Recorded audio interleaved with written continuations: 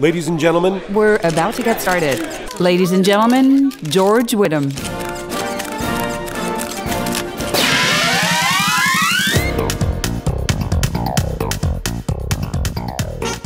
Hi, this is George Whittam reporting for Whittam's World. Well, it's summer now, and my daughter's home from school. You can hear her banging away on the piano in the other room, so what are you going to do? I hope you enjoy the piano banging. Well, I want to bang out of, speaking of banging, we also have hammering and air nail guns right next door to me. You know how it is. What do they say? The shoemakers' kids have the crappiest shoes. Well, so I figured I'd bang out 5 answers in about 5 minutes today. We got a lot of questions that I think could be answered with a short answer. So let's get right into it. First of all, I've got a question that came in from Silvia McClure. Hi, Silvia. She currently records with an Pro Tools 8 MBox 2 on a Mac running Snow Leopard. And she eventually wants to get a new laptop, which means she'll be going to OS Mavericks. So she's wondering what she can do about using the newest OS with Pro Tools. Well, yes, you could either get Pro Tools 11. Yes, they've worked out the kinks. Or you start using Twistedwave, which is always my vote over Pro Tools. Are you producing? Are you doing mixing? Are you doing post-production? Yeah, Pro Tools. Are you doing voiceover recording, editing, and mastering? Twistedwave. How many times have I had to say this, guys? Come on.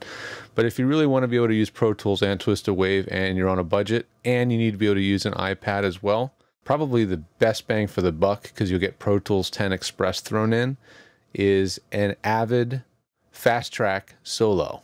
For 150 bucks, you get an interface that works with an iPad.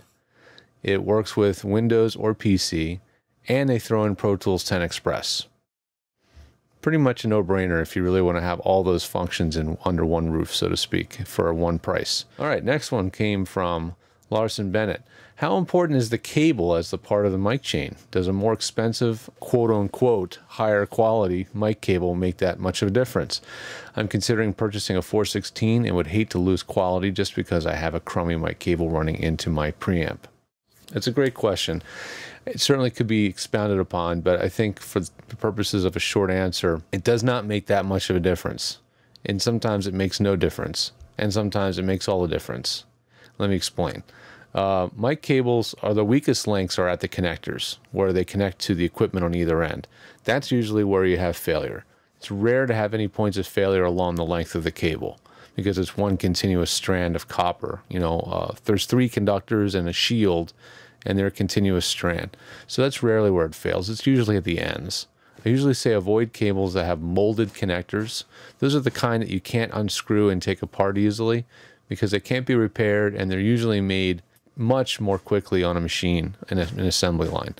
My favorite bang for the buck mic cables are made by Mogami. And check out the Silver series. Shouldn't be more than $30 for like a 20-foot mic cable. Really good quality. And if you really have major noise issues from RFI, radio frequency interference, coming from a radio station nearby, then look for a mic cable that they call a Star Quad design.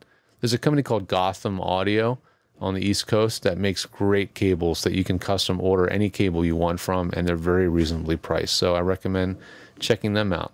Our very own Graham Spicer here at Edge swears by Gotham Audio cables. Tom J. Dolan says, whenever I save on Twistedwave, I automatically lose the markers. I like to save them to return for later editing. Do you have a solution with Twistedwave or a workaround? If not, what's a good alternative, especially if I take on book recording? Well, Tom, the problem is likely that you're saving MP3s instead of WAV files or AIFF files.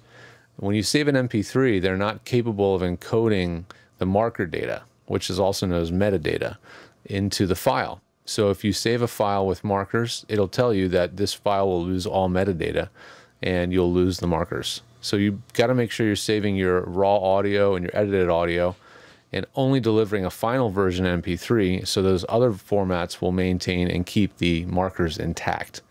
If you are doing that and you're still losing the markers, then you definitely want to write an email to customer service at twistedwave.com. They will help you debug your system and figure out why the markers aren't working. This one comes in from Curt. I bought a Centrance MicPort Pro USB preamp and then discovered that it is not optimum for the Shure SM, I think he means SM7B, because it does not provide enough gain. What is the best USB preamp for the money to use with the mic? there are very little, if any, mic preamps that are just USB bus powered that have enough gain to work with a dynamic mic like the SM7B. That mic needs a lot of gain because it's dynamic and has very low output. It needs usually at least 60 to 70 dB of gain to be effective with voiceover. So because there's almost nothing out there on the market I can recommend, there is a helper you can buy, and that's the Cloudlifter CL1. It's a special little magical box. It has very little circuitry in it, but all it does is takes phantom power from your mic preamp, your USB interface, and converts that into about 25 or 24 dB of additional gain. And that's all it does. Plug your mic into one end, plug the other end into your USB preamp, boom. You'll be blown away about how much more gain you're going to get, which is going to seriously help anything, including the Centrance MicPort Pro.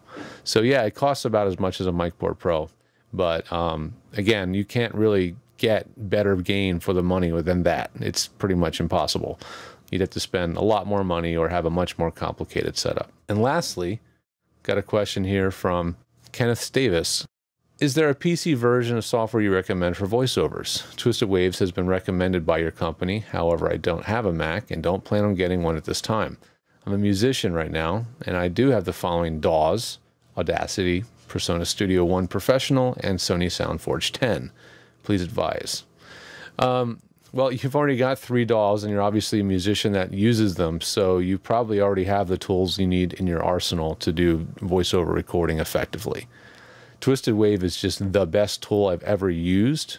It doesn't mean it's the only tool, but for me and most of my clients, Twistedwave is by far the winner. The closest equivalent to Twistedwave on the PC platform, I think, is actually called WaveLab, and it's made by Steinberg. But again, you've got 3 very, very high-functioning DAWs here. Sony SoundForge is a favorite among some for recording and editing and processing audio. So, you know, I would say out of the 3 you have, that would probably be my first vote. Audacity does a fine job, but the audio processing isn't the greatest. And the Persona Studio One has amazing processing, but it definitely has a learning curve. If you've already nailed using Persona Studio One and you really have it down and it works well for you, just use it. These are just tools by the end of the day. Whatever tool you know how to use and you're comfortable with will get you the same quality results. So thanks for sending in your questions, everybody. If you want to have your questions answered on a future Whittam's World, please send it in to whittamsworld@edgestudio.com. And if you're looking for tech support or any kind of one-on-one support, contact me at vostudiotech.com, and we've got services and hourly rates and an automated scheduler over there. Thanks again for watching, and I'll see you guys next week. Take it easy.